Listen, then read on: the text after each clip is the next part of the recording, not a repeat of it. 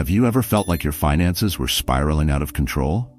Like no matter how hard you work, you're always just one paycheck away from disaster? If that sounds familiar, you're not alone. Many of us live in a cycle of financial instability, feeling trapped by debt, poor habits, and the constant pressure to keep up with others. But what if I told you there's a way out? A path to financial freedom rooted in ancient wisdom. Today, we're diving into how Stoic philosophy can help you break free from paycheck-to-paycheck living. This isn't about quick fixes or get-rich-quick schemes. It's about real, lasting change, building an iron mind, mastering your emotions, and making powerful choices that reshape your financial destiny. If you're ready to learn how to transform your life, stick with me to the end. We'll uncover lessons that could change everything. Don't forget to like this video and subscribe to Stoic Narratives Official for more life-changing insights. Living beyond your means. Let's start with a truth that might sting a little. Most of us, at some point, have lived beyond our means. It's easy to fall into, isn't it? There's that subtle pressure, friends upgrading their cars, neighbors renovating their homes, or social media making you feel like you need to buy that gadget, wear those designer clothes, or take that luxury vacation just to fit in. But here's the catch. Living beyond your means is like trying to fill a bucket with a hole in it. No matter how much you pour in, it's never enough. Let me tell you a story about John. John is in his early 40s, a hard-working guy with a good job, but he always felt like he was running on empty. He drove a luxury car he couldn't truly afford, had a house filled with things he didn't need, and used credit cards to pay for it all. On the surface, he looked successful, but behind the scenes, he was drowning. He was living paycheck to paycheck, struggling to keep up, and constantly worried about the next unexpected expense. One night, his car broke down, and he didn't even have the cash to fix it. That was his wake-up call. He realized he wasn't living for himself. He was living for the opinions of others. And worse, he had built a life where debt controlled him, not the other way around. Does this sound familiar? Maybe you're not driving a luxury car, but think about it. Are you spending money just to impress people who might not even care? This is where Stoic philosophy comes in. The Stoics teach us to separate what we want from what we need. Epictetus said, "Wealth consists not in having great possessions, but in having few wants." Let that sink in for a moment. True wealth isn't about how much you have. It's about how little you need to feel fulfilled. John began to rethink his relationship with money. He asked himself tough questions. What do I truly need? Why am I spending on things that don't bring me lasting joy? It wasn't easy, but he started small. He sold the luxury car and replaced it with a reliable used vehicle. He stopped upgrading his phone every year and canceled subscriptions he barely used. Instead of dining out 4 nights a week, he cooked at home, experimenting with simple meals. And guess what? He didn't feel deprived. In fact, he felt freer than he had in years. You see, living beyond your means isn't just a financial issue, it's emotional. Often we overspend to fill a void, insecurity, boredom, or the need to keep up appearances. But as the Stoics remind us, none of those things can bring true contentment. Instead, we need to focus on what's within our control, our choices, our habits, and our mindset. John also realized that chasing material things was stealing something far more valuable than money: his peace of mind. Every unnecessary expense was like a chain pulling him further into financial stress. So he began practicing gratitude. Every morning he wrote down 3 things he was thankful for. And over time, he noticed something incredible.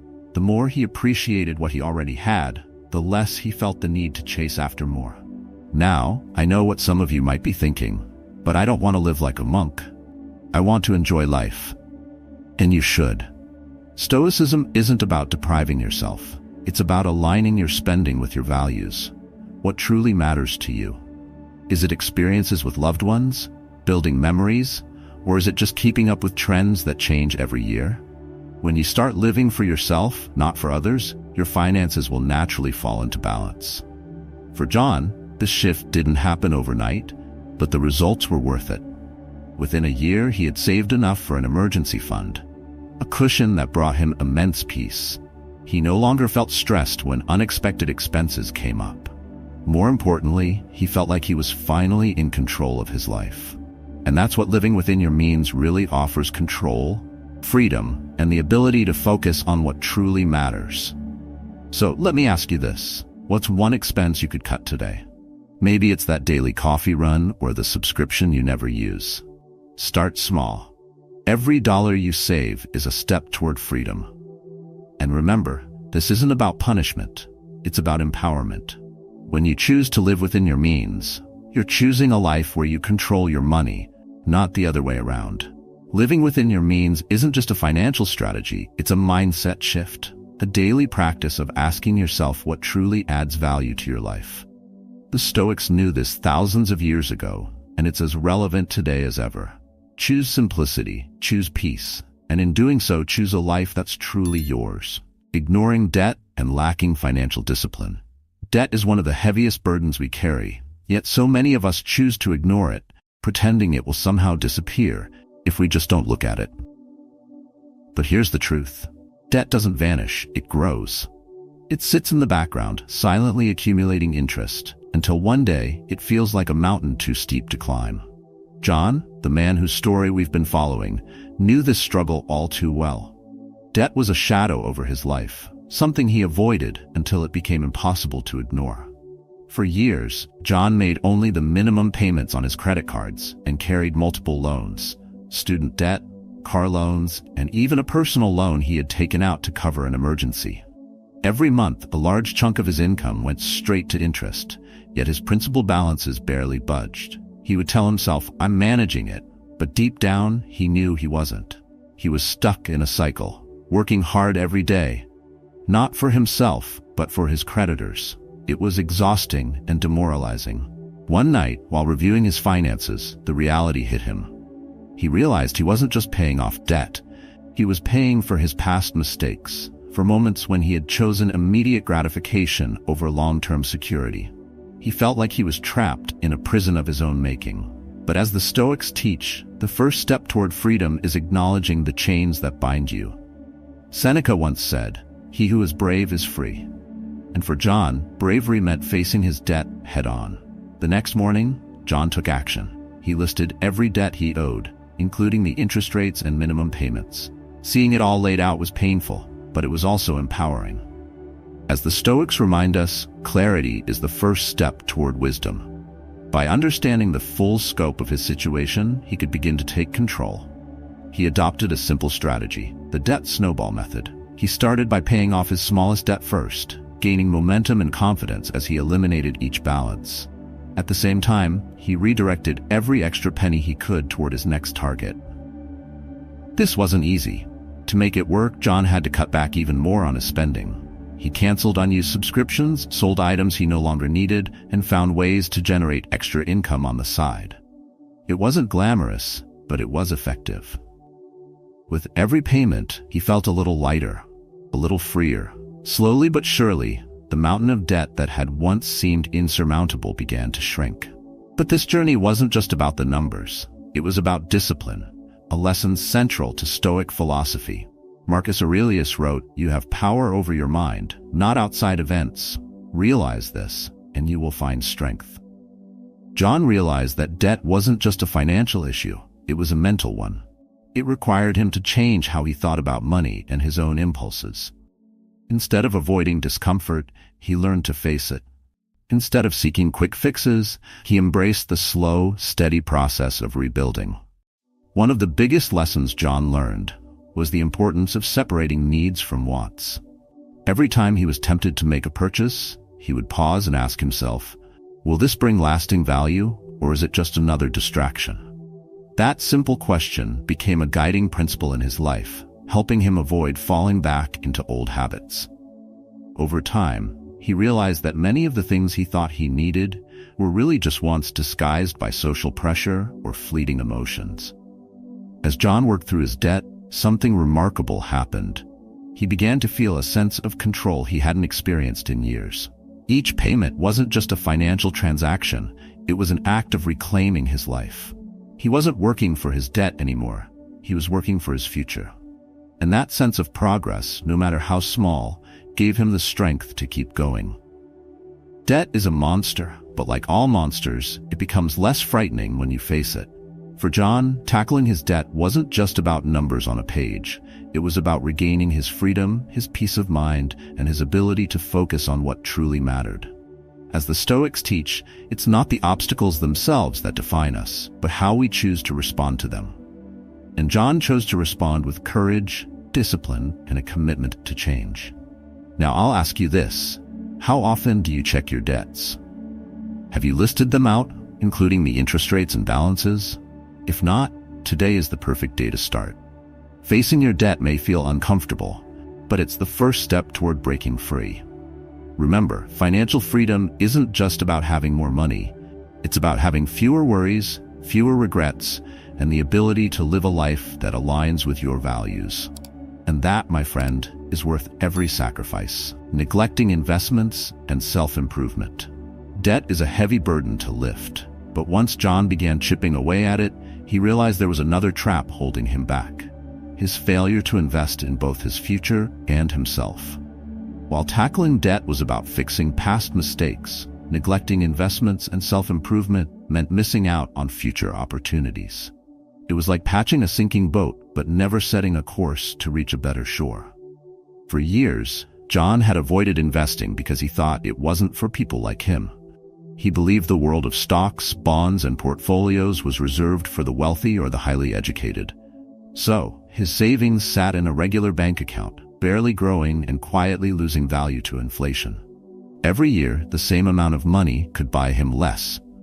Yet he told himself it was safe.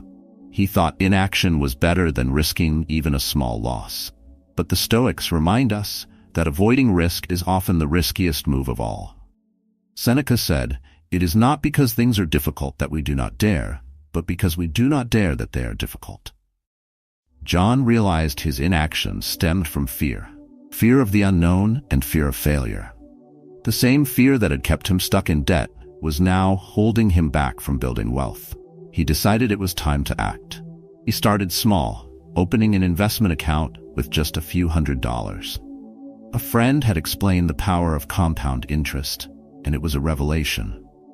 John began to see his money not as something static, but as something that could grow if given the right environment. He educated himself on simple strategies like investing in low-cost index funds and learned to ignore the noise of daily market fluctuations. He didn't need to become an expert overnight. He just needed to start. At the same time, John realized he had been neglecting an even more important investment: himself. For years, he had put off reading books, taking courses, or learning new skills. He told himself he didn't have the time or the money, but the truth was, he didn't prioritize it. And yet, every time he looked at someone achieving success, he envied their knowledge, their adaptability, and their confidence, traits they had built through deliberate self-improvement. The Stoics often spoke of the importance of lifelong learning. Marcus Aurelius wrote, "You have to assemble your life yourself, action by action." John began to see that self-improvement wasn't an expense. It was the most valuable investment he could make. He picked up books on personal development and financial literacy. He enrolled in a few affordable online courses to sharpen his skills in his profession. Slowly but surely, he noticed changes, not just in his career, but in how he approached life. Self-investment didn't just open doors for John professionally. It also strengthened his mindset. The discipline he gained from studying spilled over into other areas of his life. He became more confident in making decisions, more resilient when facing setbacks, and more open to opportunities he might have once dismissed. This wasn't just about making more money. It was about becoming the kind of person who could handle success when it came. Investing in yourself and your future isn't about grand gestures or quick wins. It's about consistency. Every small step, every book, every saved dollar, every new skill compounds over time, just like financial investments. John learned to think long-term, focusing less on immediate gratification and more on building something sustainable. And that, as the Stoics teach, is where true fulfillment lies. Not in chasing fleeting pleasures, but in creating lasting value. Now, let me ask you, what's one way you could invest in yourself today? Maybe it's setting aside $50 to start an investment account. Maybe it's signing up for that course you've been putting off, or even just reading a single chapter of a book. Remember, the greatest obstacle to growth isn't the lack of resources, it's the lack of action. The Stoics believed in acting with purpose, and there's no better purpose than building a better future for yourself. John's journey reminds us that financial freedom isn't just about paying off debts or cutting costs. It's about moving forward, creating opportunities, and becoming the best version of yourself. Don't let fear or doubt hold you back. Start today, even if it's small. Your future self will thank you. The power of choice and avoiding emotional traps. John's journey of financial recovery wasn't just about numbers or strategies. It was about choices. Every day, we make decisions that shape our future, often without realizing their weight.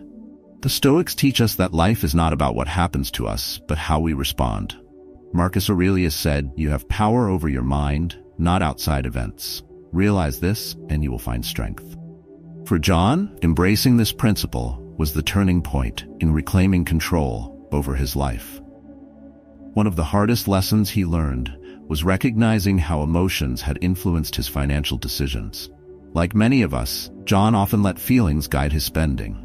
When he was stressed, he bought things he didn't need, telling himself it was a reward for his hard work. When he felt insecure, he spent to impressing others, thinking that external validation would make him feel whole. But the satisfaction was always fleeting, and the financial consequences lingered. The Stoics called this the tyranny of emotions. They believed that while emotions are natural, they must not govern our actions. Epictetus said, "It's not what happens to you, but how you react to it that matters." For John, this meant learning to pause and reflect before making decisions, especially those tied to his finances. He began practicing what he called the 24-hour rule. Whenever he felt the urge to make a significant purchase, he would wait a full day before acting. This simple habit allowed his initial emotions, excitement, fear, or even envy, to subside, giving him clarity. More often than not, he realized he didn't truly need or even want the item after all. Instead of chasing instant gratification, he started asking himself deeper questions. Will this add real value to my life? Is this purchase aligned with my goals? But avoiding emotional traps wasn't just about spending. It was also about letting go of comparisons. Social media had been a constant source of pressure for John. He saw friends buying new cars, taking extravagant vacations, or upgrading their homes. Each post felt like a reminder of what he didn't have. It created a cycle of envy that pushed him to spend more, even when he couldn't afford it. The Stoics warned against this kind of comparison. Seneca wrote, "It is not the man who has too little, but the man who craves more. That is poor." John realized that constantly measuring his life against others was robbing him of contentment. He began limiting his time on social media and focusing instead on his own progress. He started celebrating small victories, like paying off a credit card or adding to his savings. Each step forward, no matter how small, reminded him that his journey was his own. Another emotional trap John worked to overcome was the fear of failure. For years, he had avoided taking risks, whether it was investing, changing jobs, or pursuing new opportunities. He told himself it was safer to stay where he was, but deep down, he knew he was holding himself back. The Stoics taught that fear often stems from overestimating risks and underestimating our ability to adapt. Marcus Aurelius advised, "You have endured worse things than this." With this mindset, John began taking calculated risks. He invested a small amount in the stock market, not to chase quick profits, but to learn and grow. He started networking and exploring career options, even though it meant stepping out of his comfort zone. Each action, though intimidating at first, built his confidence. Over time, he realized that failure wasn't something to fear, it was a teacher. The power of choice, as the Stoics remind us, is one of the greatest tools we have. Every decision, no matter how small, is an opportunity to align our actions with our values. For John, this meant choosing discipline over impulse, gratitude over envy, and courage over fear. It wasn't always easy, but the rewards were undeniable. His finances improved, but more importantly, he found a sense of peace and purpose. So let me ask you, how often do you pause to reflect on the choices you make each day? Are your decisions driven by emotion or guided by reason? The Stoics believe that true freedom comes not from having more, but from mastering yourself. Start today. The next time you face a decision, big or small, take a moment to breathe, reflect, and choose wisely. You might be surprised at how much power you already hold. Comparing yourself to others. Comparing yourself to others is a habit many of us fall into, often without even realizing it. It's subtle at first. A glance at someone's new car, a photo of their vacation, or a post about their latest achievement.